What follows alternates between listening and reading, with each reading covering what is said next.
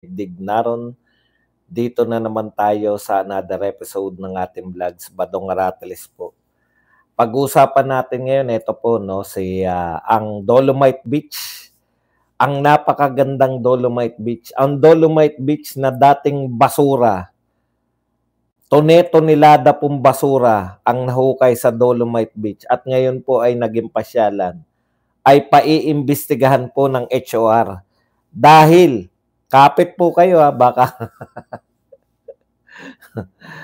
dahil po ito na po ang sinisisi na dahilan, no? Yung Dolomite Beach na po ang dahilan ng pagbaha sa Kamaynilaan. Antindi talaga. Grabe, no? Alam nyo, ibang klase talaga tong gobyerno na to. Okay. Raffy Tulfo, gusto po, kahit po may usapin pa, kung itutuloy ba, nagsalita na po, no? Kahit hindi pa po nila naririnig kung bakit gustong ipa-dismiss. Sabi na po ni Raffy Tulfo, ayaw ko ma-dismiss. Tuloy ang impeachment. Parang hindi ka naman bias na bias niyan. No? Talagang ganyan ang buhay. Alam naman nating mga bias yung mga yan. Huwag na tayo magkunwarian dito. Lahat tayo. Kaya wala na po yung mga Tulfo. Pag kayo, dami kasing mga Duterte na mga fans ni Tulfo. Ibig sabihin, dami kasing mga chismosong fans din mga follower din ni Duterte. Kaya nananalo yung mga Tulfo na yan. Okay.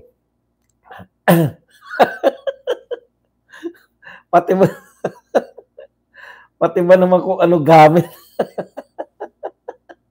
Believe talaga ako sa mga obserbasyon ng mga Okay, pag-uusapan din po natin, ito talagang kumapit po kayo at pigilan nyo po matawa.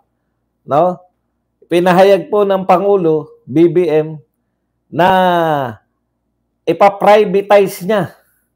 O okay po sa kanyang i-privatize yung pong North-South Commuter Railways Operation. Kasi may na sila mayroon na silang anong tawag doon? Model. May model na sila Yung Manila International, NAIA. No? Yung pina-privatize yung operation. Baka kumita sila sa privatization na NAIA. Kahit wala naman tayong naramdaman na magandang naidulot ng privatization na NAIA. Ngayon po, inokeyan na po ni Pangulong Marcos yung pong privatization ng North to South Commuter Railways Operations. Pero bakit ko po kayo pinakakapit? Hindi pa po ito natatapos.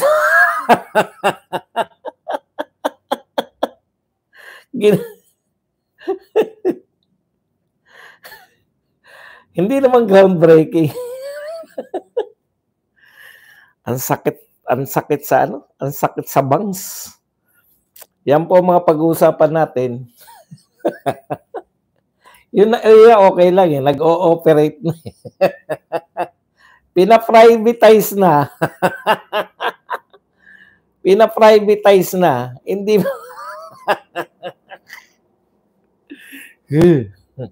Okay, yan po mga pag-uusapan natin. Pero bago yan, kung bago ka pa lang dito sa ating channel, mag-subscribe ka na. Dahil ito lang ang tanging channel na may kinikilingan, may pinapanigan, una sa balita, huli sa impormasyon. Kaya ano pang hinihintay nyo?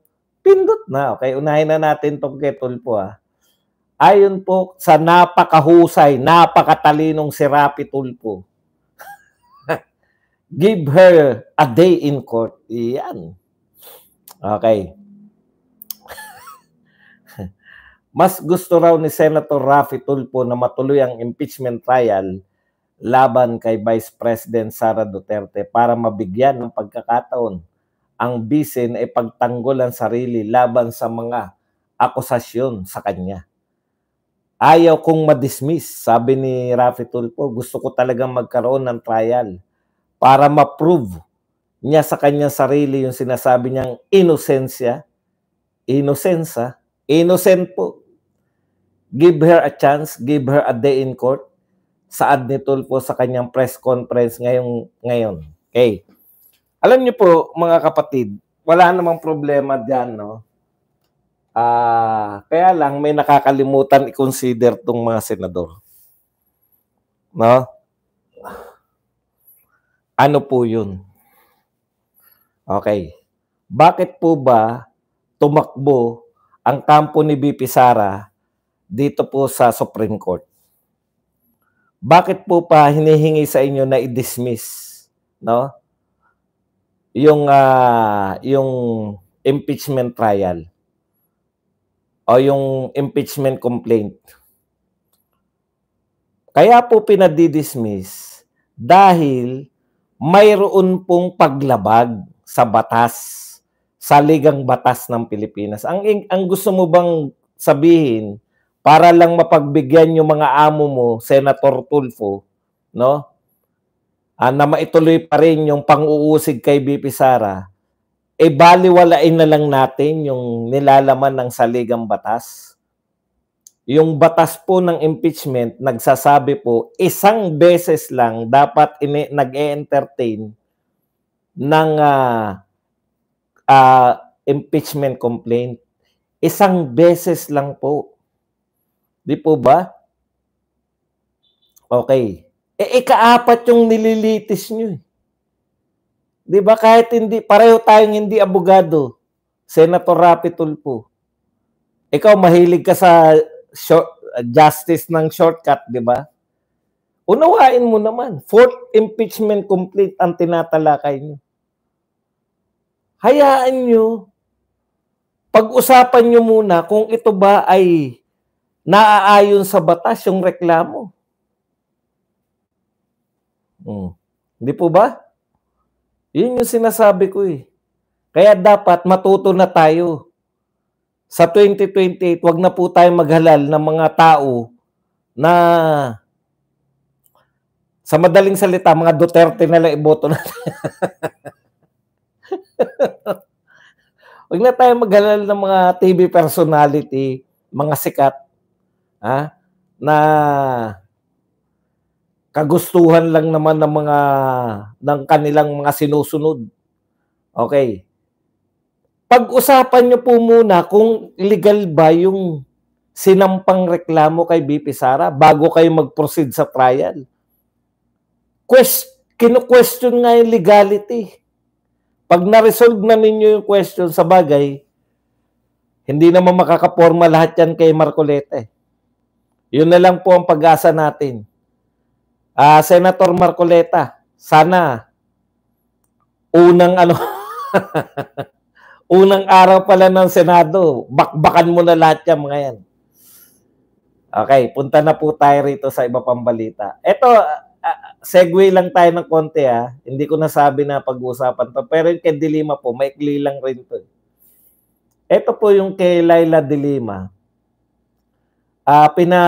Yung mga prosecutor, under po yung prosecutor ng DOJ. Nagtataka lang po ako, no? Umaangal na naman to si De Lima, di ba? Sabi po ni De Lima ngayon, eto po sabi ni De Lima Aba, nawala. Nalilito na ako dito kay De Lima tsaka kay di ba magkakampi kayo? Bakit gustong-gusto kaya yata ipakulong ni Boying? Kami, wala kaming problema. Hindi namin kinokontra si Boying, no? Gusto namin yan na mabalik ka sa kulungan. Pero ang tanong ko nga, bakit kaya? No? Nagtataka lang po ako. Relatively, pareho kayong supporter ni BBM. Pareho niyong kalaban yung mga Duterte. Ang tanong ko, bakit kaya pinag-iinitan ka, Laila De Lima? Napapaisip tuloy ako eh. May kinalaman kaya yan sa yung trabaho? O pwede rin naman na ganti to ni Boying dahil nag-a-apply siya na di ba? Yung mga mahistrado yung JBC, yung Judicial Bar Council, yung mga miyembro ng Judicial Bar Council ang pwedeng mag-ano sa kanila, di ba? Kinakantsawan mo, sinasabihan mo kasi yung Supreme Court Laila de Lima eh. Na binabanatan mo kagad yung Supreme Court eh.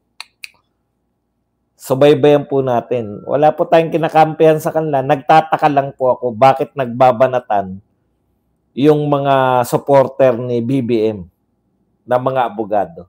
Okay, intriga ba? Intriga. Punta na po tayo rito. Ito talaga hindi ko, nung ito po, nabasa ko to, itong balita na to, alam nyo naman pag tumatawa ko kahit sa program ng Birada Aguila, di ko talaga napigilan. Siguro mga 5 minuto ko, tawa ako ng tawa. Kasi po ito yung pamagat Marcos okays privatization of North-South Commuter Railway operations, 'di ba? Yung operation, parang yung Manila ay yung NAIA. Yung operation pre-privatize eh. So alam na natin na ganun yung gusto ni Marcos. Ang pagkakaiba po, ito po the government's plan to privatize the operations and maintenance, O&M, of the big-ticket North-South Commuter Railways project, which is now under construction. Inaprobahan na raw po ni BBM. Kaya lang, under construction pa lang eh. Hindi pa po nag-ooperate. Alam niyo yun? Binibenta na kagad, pinapa-privatize na kagad, di dapat pala, ang ginawa po ninyo, yung ginawa ni Tatay Digong tsaka ng San Miguel dito sa Skyway. BOT na kagad, build, operate, transfer. Wala pa tayong ginastos. Di po ba? Yun din pala ang gagawin nyo, ipa-privatize nyo rin po pala. Pero natatawa po kasi ko sa konsepto, na paano mo ibebenta yung operation o ipa-privatize yung operation, hindi pa naman nag-ooperate. Ano ipa-privatize mo, hindi pa naman natatapos. Yun po yun eh. Tayo ang gumagastos ngayon, iniutang natin yan. Alam nyo na, may mga nangatkong na dyan. Inutang na natin yan. Pag natapos po, hindi. Kaya nga gobyerno, yan po kasi yung question dito sa build, transfer, build, operate, and transfer eh. Yan po ang problema kasi wala nga gagastosin yung gobyerno. Pero dahil private po yung mag-ooperate, lahat po ng ganong operasyon, naniningil po sila. 'Di ba? Naniningil sila ng tollways. Nakukuha nyo po. So, unlike kung government po yan, malilibre, kung highway po yung ginawa, katulad yan, yung mga highway na ginagawa natin, wala naman pong mga tollways yan. Pero kung ang nag-ooperate po ay private, may mga tollways, di ba? O, kung gobyerno man, minimum lang yung sisingilin dahil gobyerno eh. Nagtataka ko, bakit pa tayo umutang para magpatayo nitong nangutang na tayo, tapos ipa-privatize lang natin yung operation? Napakaswerte naman na makakakuha ng privatization yan. Kasi hindi sila gumastos ng kahit na isang release. Gobyerno po yung nagpatayo, tapos sila mag-ooperate for profit na lang. Antindi naman, napakasama naman pundil niyan. Di ko po makuha kung bakit eh. Kung bakit po natin gaganunin yung sarili natin, i-menos po natin yung sarili natin. Kaugnay pa rin po yan na alam nyo na po na hirap na hirap po. Kaya itong gobyerno na to, hindi po, Raymond, hindi ka pwedeng mag-ship. Kasi binabudgetan po yan ng gobyerno. No? Hindi po pwedeng sabihin mo na, pwede naman sa initial stage. Hindi po. Pag ang project po ay iba-iba tawag, di ba? PPP o build, operate, and transfer. No? Sa simula pa lang, hindi nagagastos ang gobyerno. Hindi po pwede yung sasabihin, ano yan, basketball court, ituloy na lang. Hindi po ganun yan. Kung yan po ay tayo ang nagpapagawa, iniutang natin yan, binabudgetan natin yan. Hindi po tama yung sasabihin nyo na pwedeng, hindi po ganun yun. Hindi po natatransfer, o hindi na namin kaya, ano nyo na. Okay na. Makikipagtalo, sige na, okay na. Kung ayaw mong tanggapin, ibig mo sabihin, eto gobyerno, may budget. Bago po simulan yan, may inutangan na tayo yan. Binabudgetan po natin yan. Ngayon, kung sa tingin mo, anytime, para saan yung binudget natin? Iba po yung build. Alam niyo po, sana na makinig din po kayo, no? Budget po to ng gobyerno. Kung gobyerno po nagpapagawa niyan, budget po yan. Nakasama po yan sa GAA, General Appropriations, no? Kung binadgetan po natin yan, o kaya inutang natin yan, di ko alam kung saan yan. Iba po yung sinasabi nyo na ipapasalo. Wala pong ganun. Kaya nga nagtataka ko, tayo nagpapagawa, tapos pag nagawa, ipapa-privatize natin. Yun lang naman, no? Yun lang naman po. Kasi budget hindi ko po makuha yung logic.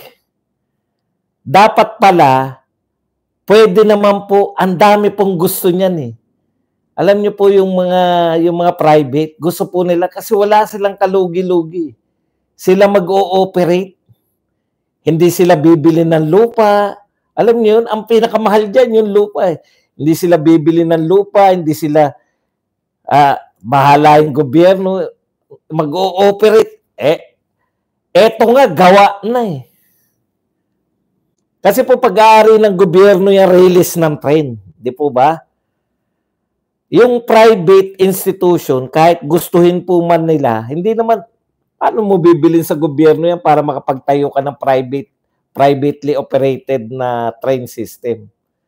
Magagawa lang po yan. Yung katulad ng kasunduan ni Ramon Ang ng San Miguel at saka ni PRRD, yung pinatayo yung Skyway. Sila lahat, wala tayong ginastos.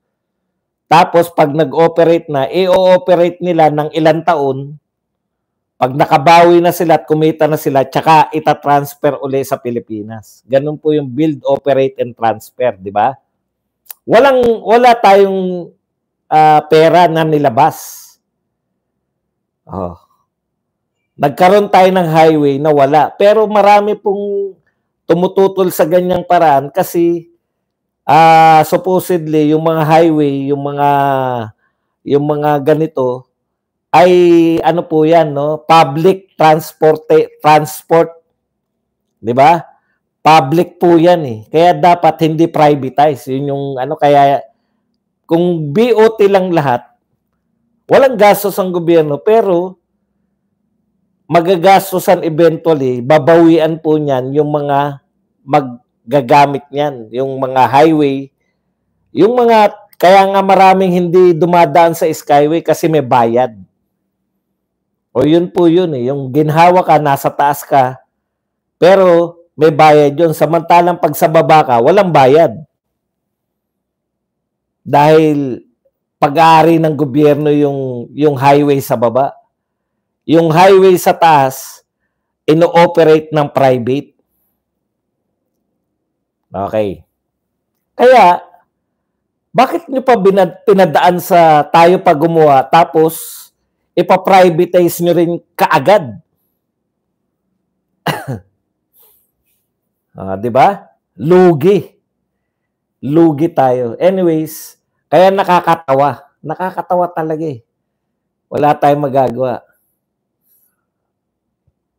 Opo, pero matagal pong panahon na inoperate muna yan ng gobyerno. Di ba? Matagal pong panahon na inoperate muna yan, tapos yan na yung inoperate na po, pero na-privatize na. Nag-ooperate na po yan noon. Pagkakatanda ko ganun po yun. Okay, punta na po tayo rito sa, mamaya po, pag-usapan pa natin yan, i-reserve nyo yung mga katanungan ninyo. Punta naman po tayo rito. Ito po, nakakabigla talaga. No? Dolomite Beach. Di ba kamakailan lang po na pag-usapan natin, pinagtatawanan natin yung DPWH DPWH ba o MMDA? Sino ba yung nagsabi na ang dahilan ng ng baha sa Maynila ano? DNR. Hindi, DNR yung nagpatakbo. Okay.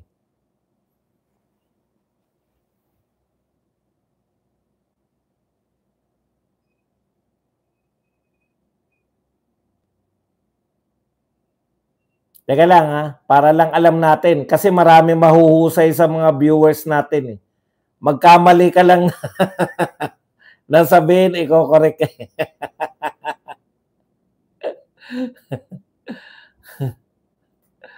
Okay.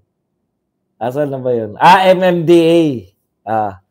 Yung sinabi po, bliname po ng MMDA yung flooding sa Metro Manila, sa Manila. Okay. Yan po, no? Pinagtawanan ko kasi parang ang layo naman, no? Ang layo naman. Ngayon po, ayon po sa report na to, lawmaker 6 inquiry into Manila's Dolomite Beach. Yan. So, sa detalye po, Bicol na naman. Bakit magalit na galit kayo mga taga-Bicol kay Duterte? A lawmaker on Wednesday sought for an investigation in the so-called Dolomite Beach along Manila Bay after local authorities found links between the artificial beach and the persistent flooding in parts of the capital. Tignan nyo po grabe no? Ikatatlong taon bago nila na-realize ang tanging dahilan ng pagbaha sa Maynila. Tanong ko lang po, Dolomite din po ba sa Quezon City? Dolomite din po ba sa, ano pa po yung may mga baha sa Maynila pag umuulan? Quezon City, EDSA, Dolomite din po ba yan?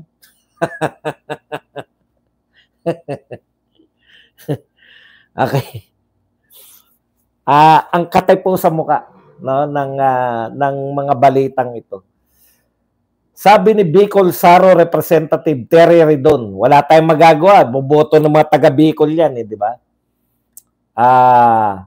Urging his colleagues on the lower house to launch an inquiry into the Manila Bay Rehabilitation Program which partly involved the Dolomite Beach project implemented by DNR. The day of reckoning. Tignan nyo po yung terminong ginamit. The day of reckoning for the Manila Bay Dolomite Beach project has arrived. Parang, eto na yung the day of reckoning. Alam nyo po, pag ginamit yung day of reckoning, may matinding ginawa yung Dolomite Beach sa buhay ng mga tao. Alam nyo yung ibig ko sabihin? The day of reckoning. Tignan nga natin yung meaning nitong day of reckoning. The time when past mistakes or misdeeds must be punished or paid for. Alam niyo, day of reckoning, talagang talagang meron kang ginawa sa mga tao na talagang pagsisisihan mo. Yun po yung meaning ng day of reckoning. Eto na, magiganti na kami. Sa ginawa ninyo, perwisyo kayo. Puta, perwisyo? Nakita ko po yan. Saksi ako dyan.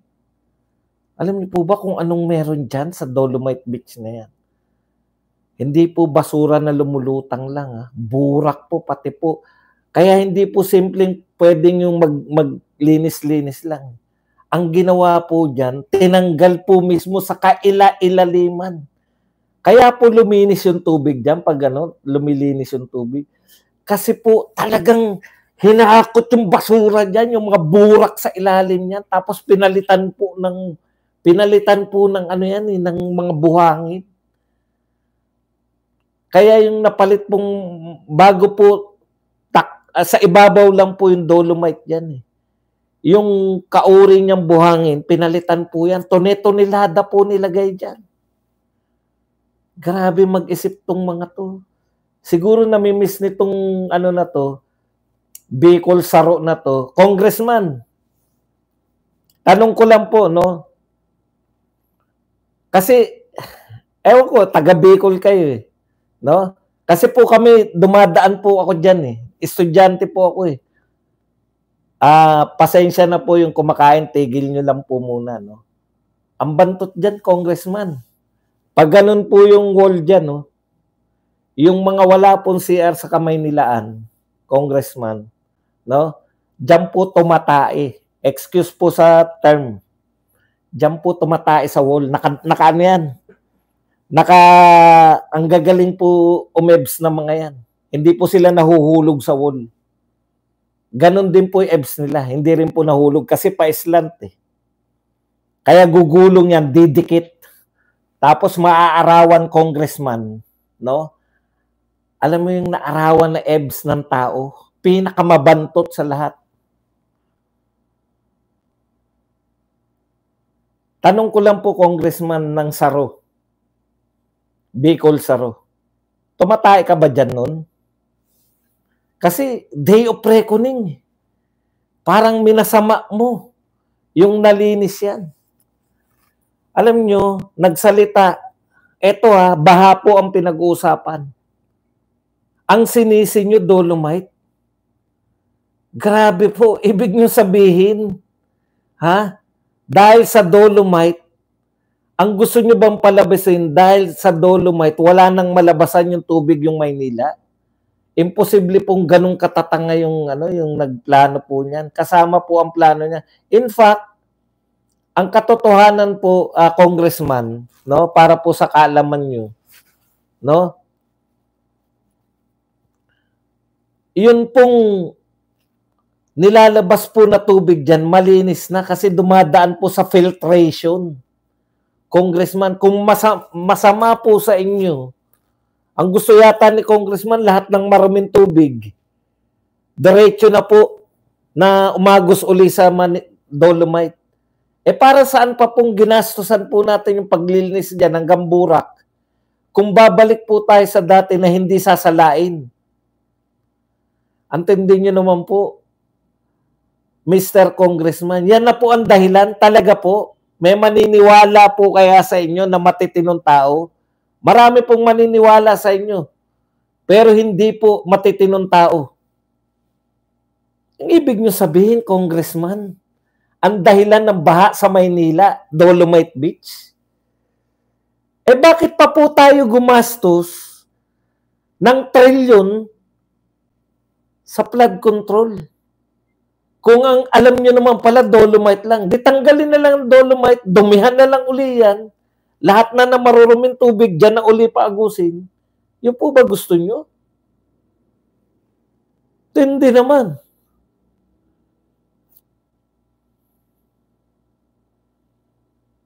Yan na sinisi nyo. Ang hirap po talaga pag wala kang proyektong maipakita.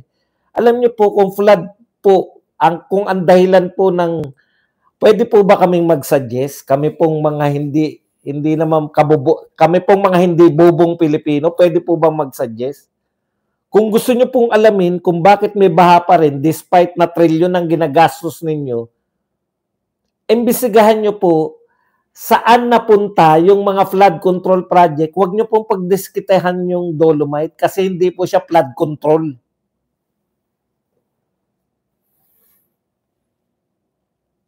$5,000 nung last year, 5,000 ngayon, 10,000 flood control projects. Nasaan?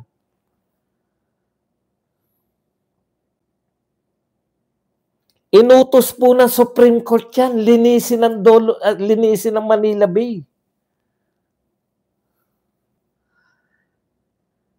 Talagang sa kawalan po nila ng proyekto, no?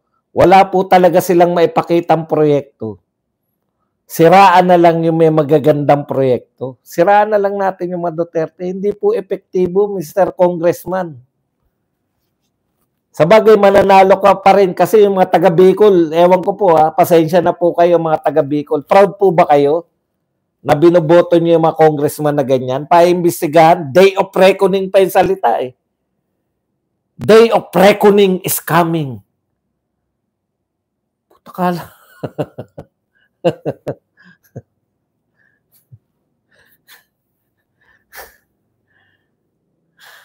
Waste of daw yung Dolomite. Ano yung sinabi? Ang tindi po ng mga wordings eh. Hindi ako makapaniwala eh. Ito po, on this, The lawmaker said the project lacked scientific grounding, noting that expert and environmental groups have raised concerns on its potential effects on the environment. May environmental effect po talaga yan. Luminis po yung kapaligiran eh. Ang hinahanap-hanap yata ni Congressman, no, yung dating basurahan dyan. Kahit po wala na ba tayo talagang kapanyarihan bilang mga tao na pigilan yung mga ganyang mga kalokohan na pag-aaksaya po ng pera? Mag-aaksaya na naman kayo ng pera niyan eh. Wala na nga tayong pera eh. Mag-iimbestiga na naman kayo, sisisihin nyo na naman si Duterte. Nakakulong na po. Napakulong nyo na si Duterte. Bakit hindi kayo sumasaya? Alam ko kasagutan kung bakit hindi kayo sumasaya. Hindi ko na lang sasabihin din. Manigas kayo.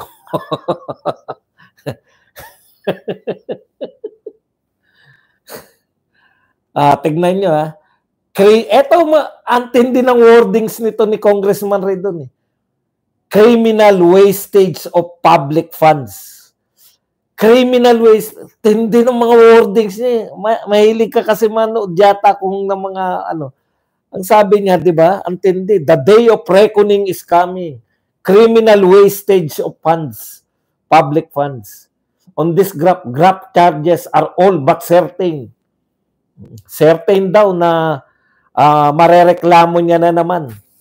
Dadagdagan nyo na naman ng kaso si Tatay Digong. Nakakaawa na po. Ang pinag-uusapan nila ni BP Sara, nakakaawa. Nakikipagtalo si BP Sara kay Tatay Digong kung i-cremate ba siya o hindi. At mukhang nagwagi ang matanda. Mukhang pag dyan natigok si Tatay Digong, iuwi na ni BP Sara na abo na lang. Hindi, no?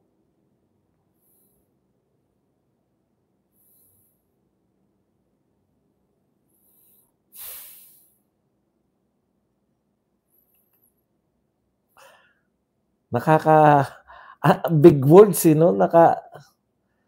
Hindi ko siya kilala, pero biglang no? Tindi. Kapay. Hindi ko rin nga alam ko sikat yung Ako Bicol, di ba? Meron palang Bicol Saro. Grabe naman. Hindi nyo na po. Ang ganda po, oh. Tignan nyo naman yung ginawa sa Dolomite, oh. Yan po ba gusto nyo tayong mabalik? Titigan nyo na lang po yan. Yan yung kina-questionan nila na criminal public wastage of fund. Shout out Placido. Di po ba nagkaroon ng mga taga-Maynila ng ganyan palibasa sa mga probinsya? Kayo, alam nyo po sa totoo, kayo po, swerte kayo kung may mga beach kayo dyan. Kami dito sa Maynila, wala po kami magandang beach. Yan lang po mapapasyalan ng mga taga-NCR. Kayo pong mga malapit sa Boracay, meron kayo sa Siargao, meron kayong mga iba't ibang beach. Kami po sa Metro Manila, yan na po yung hindi lang namin mapaliguan, pero tatanggalin nyo ba sa amin ang kasiyahan na makakita naman kami ng magandang beach? May environmental impact daw yun, yung Dolomite. Opo, luminis po. may mga ano na po dyan. May mga lumalangoy na pong mga isda ulit. Ang hirap sa...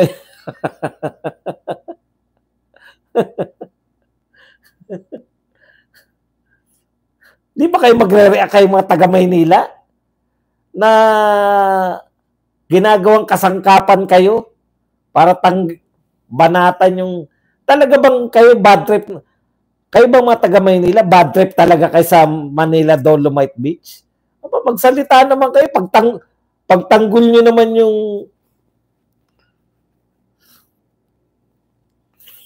Okay. Marami tayong pinagtatakahan ngayon, no? At marami silang hindi pinapaliwanag. First time pong umalis si Pangulong Marcos na hindi kasama si Lisa Araneta Marcos. Ang tanong, bakit? Wala silang sagot. O wag din natin pag-usapan. Amy Marcos, inspired by Duterte arrest. Yun po, no? Naggawa ngayon ng Duterte Act, no? Ito po yung batas na parurusahan ang sino man na magpapatupad ng extraordinary rendition. O ito po yung panghuhuli at pagdadala sa ibang bansa ng mga mamamayang Pilipino, panghuhuli at pagdadala sa ibang korte ng ibang bansa ng mga mamamayang Pilipino na hindi dumadaan sa local courts. Yan. O, maganda yan. Pero ganun pa man, Marcos pa rin.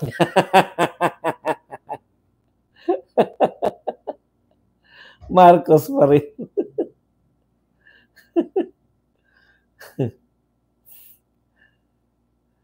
Okay.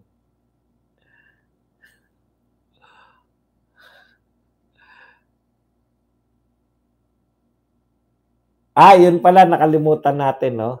Pinag-file po ng lahat po ng miyembro, yung mga USEC, ASEC, yung mga USEC at ASEC po, fake news na naman kayo. Lahat na lang, fake news sa inyo.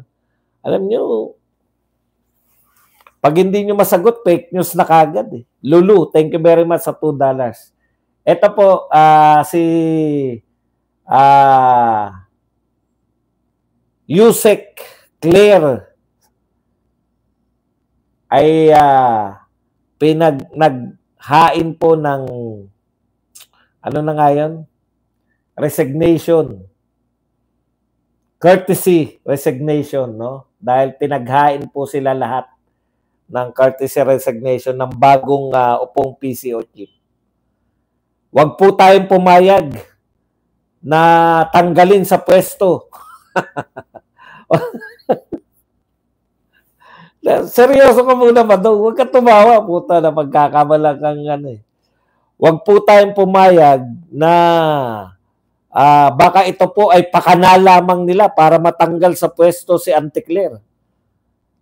Protect Claire Castro.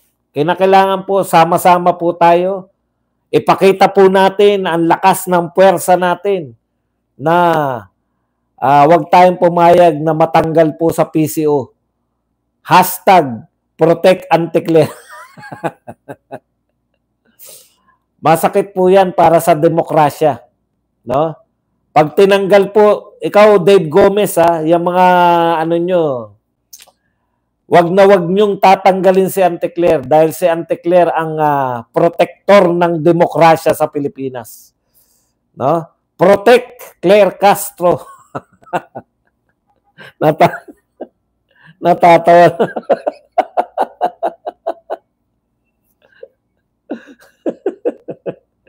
Hindi ko na pipigilan. Hindi, serious. Serious.